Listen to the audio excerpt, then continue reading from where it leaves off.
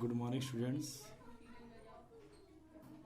इस समय हम लोग हाफ ईयरली के बाद का पोर्शन स्टार्ट करने जा रहे हैं, जिसमें आज हम स्टार्ट करेंगे डेफिनेट इंटीग्रल।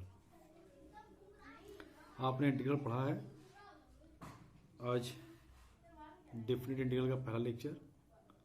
इसमें सबसे पहले हम समझाते हैं आपको डेफिनेट इंटीग्रल क्या होता है। तो यहाँ पे सपोज कर लो, let f x be a, ध्यान दीजिएगा इसको, let f x be a continuous function defined in closed interval a b. ध्यान दीजिएगा, आप क्या लिखेंगे, let f x be a continuous function defined in closed interval a b such that capital F x क्या है, capital F x is anti derivative of small f x.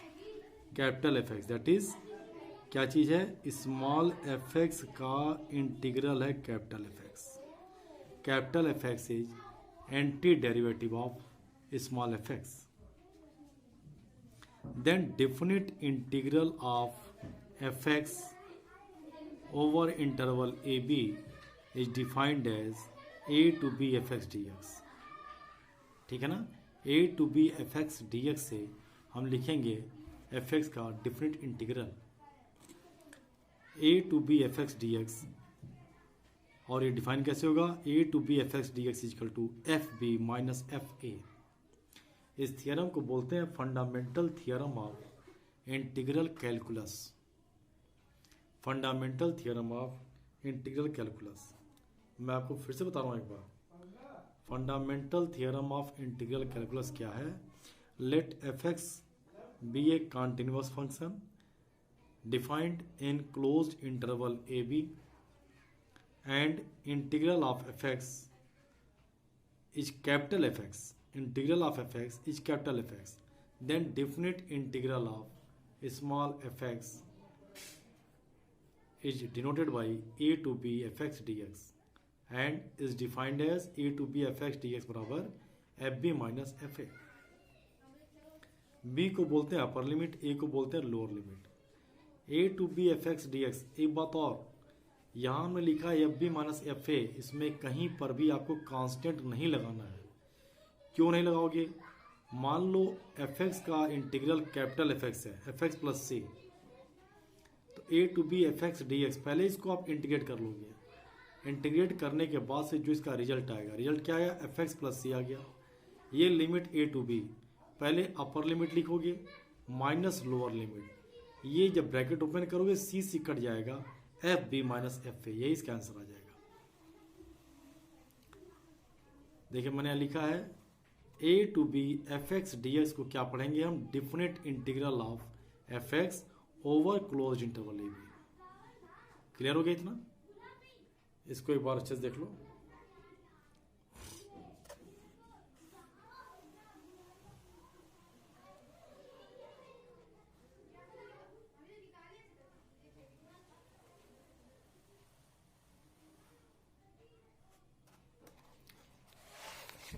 कुछ इस पे एग्जाम्पल्स देखिए आप,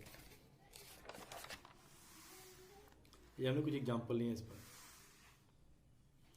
पहला example 1 to 2 x square d x minus 4 to minus 1 1 by x d x 0 to pi 4 tan square x d x 0 to pi sine cube x d x.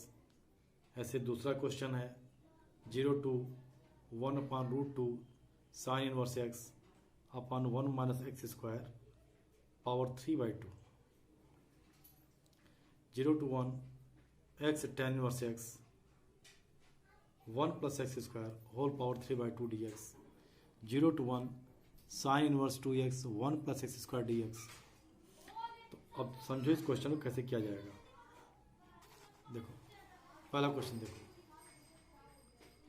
1 to 2 x square d x. हमने क्या कहा, सबसे पहला काम आप इसको integrate कर लेंगे, एक एक स्टेप अच्छे समझिएगा। तो आप जानते हो ये चीज एक्स स्क्वायर डी एक्स, इसका इंटीग्रल क्या होगा, एक्स क्यूब बाई 3 होगा ना, एक्स क्यूब बाई 3। तो सबसे पहले इसको इंटीग्रेट करके आप पुट कर लेंगे एक्स क्यूब बाई 3, कांस्टेंट नहीं लगाना है क्योंकि कैंसिल हो जाएगा। तो x cube by 3 upper lower limit upper limit, अब इसको ऐसे लिख देंगे 1 to 2, पहले ऊपर वाला अपर लिमिट रखोगे तो यहाँ 2 cube by 3 minus 1 cube by 3, 2 cube by 3 मतलब 8 by 3 minus 1 by 3, this is 7 by 3, ये आंसर हो गया आपका।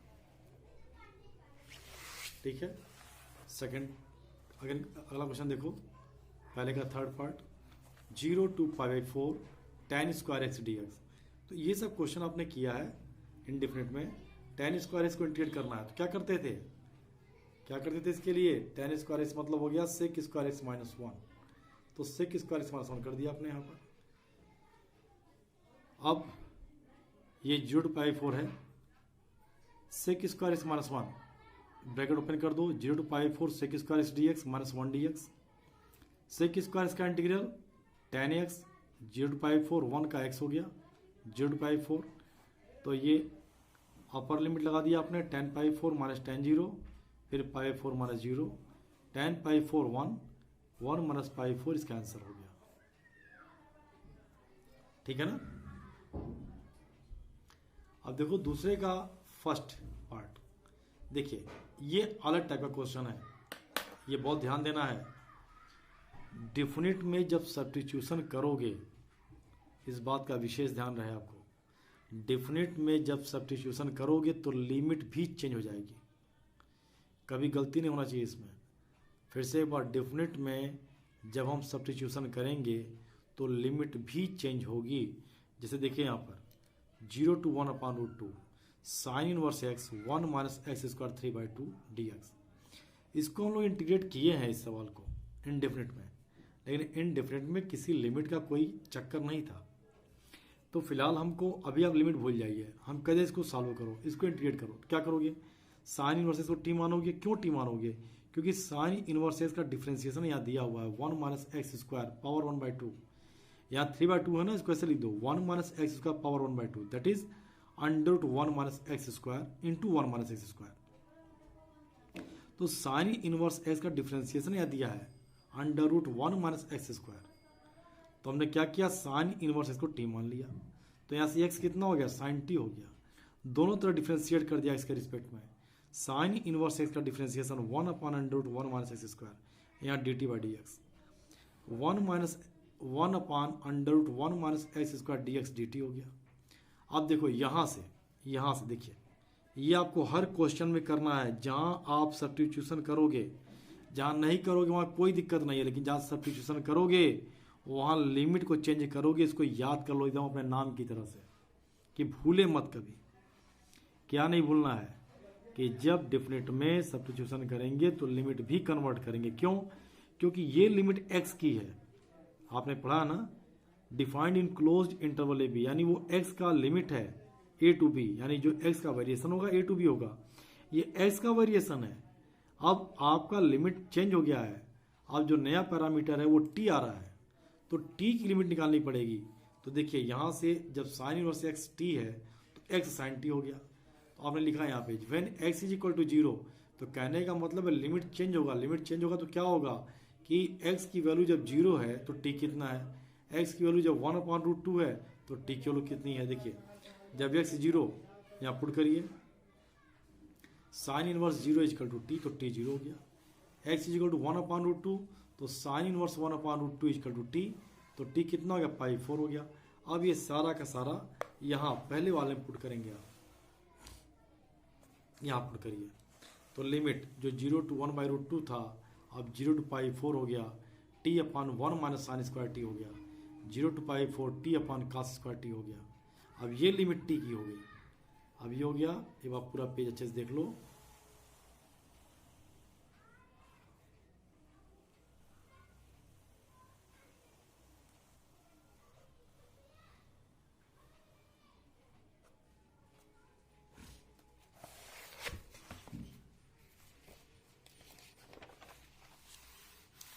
ये हो गया 0 to π/4 t sec square T.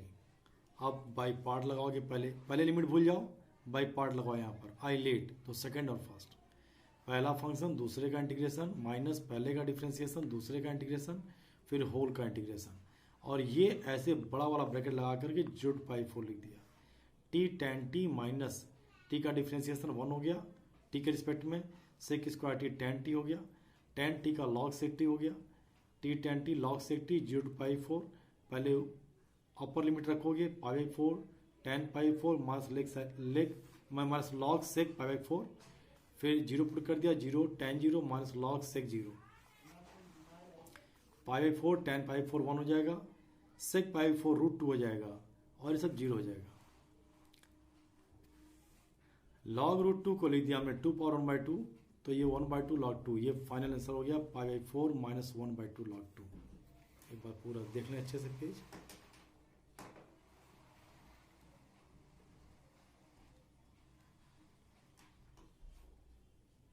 ठीक है, एक क्वेश्चन और समझ लो एकदम इसी तरह से। 0 to 1 sine inverse 2x/1 + x²। तुम्हारे दिमाग में पहले इंडिफरेंट इंटीग्रल आना चाहिए। इंडिफरेंट में इसको सॉल्व करते तो क्या करते, x = tan थीटा, डिफ्रेंशिएट किया दोनों तरफ x के रिस्पेक्ट में, तो 1 हो गया tan थीटा का sec square theta d theta by dx हो गया sec square theta d theta. हाँ, अब एकदम सही है कि यहाँ हमने सब्स्टिट्यूशन किया है तो लिमिट चेंज होगा। जब x 0 तो tan थीटा 0 थीटा 0, जब x 1 तो tan थीटा 1 थीटा π/4। यहाँ पुट कर दीजिए 0 to π/4 sine inverse 2 tan theta upon 1 plus tan square theta sec square theta d theta. 2 tan theta upon 1 plus tan square theta sine 2 theta होता है, तो ये 2 theta हो गया यहाँ पे sec square theta d theta. 2 बाहर कर लीजिए यहाँ से, theta sec square theta d theta. अभी आपने इस क्वेश्चन को किया है तो इसे खुद करिए, अच्छे से बार देख लो। तो स्टूडेंट्स, आज का लेक्चर यही रहा। इसको आप अच्छे से एक बार समझ करके और डेफिनेट इंटीग्रल के 2 एक्सरसाइज आप सॉल्व करेंगे आर.डी. शर्मा से। मैं एक बार फिर से रिवाइज करा दे रहा हूँ। मैंने क्या बताया आपको, डेफिनेट इंटीग्रल समझाया आपको। डेफिनेट इंटीग्रल में क्या बताया है कि अगर एक बार फिर से देख लीजिए, मैंने आपको बताया fundamental theorem of integral calculus. वो क्या बताया हमने बताया आपको कि अगर fx का इंटीग्रल ये है कैपिटल Fx, और fx क्या कॉन्टिन्यूअस फंक्शन है, क्या ये कॉन्टिन्यूअस फंक्शन है, ऐसे आप बताएंगे एक कॉन्टिन्यूअस फंक्शन है defined in closed interval a b. फिर से एक बार, let fx be a continuous function defined in closed interval a b and capital Fx is antiderivative or integral of small fx, that is integral of fx is equal to capital Fx. Then definite integral of fx over interval a b is defined by a to b fx dx, is written as a to b fx dx and it is defined as fb minus fa. Clear है ना, ये बताया हमने। इसी theorem को हम बोलते हैं fundamental theorem of integral calculus. तो ये हमने बताया आपको, सबसे पहले हमने आपको वही समझाया है।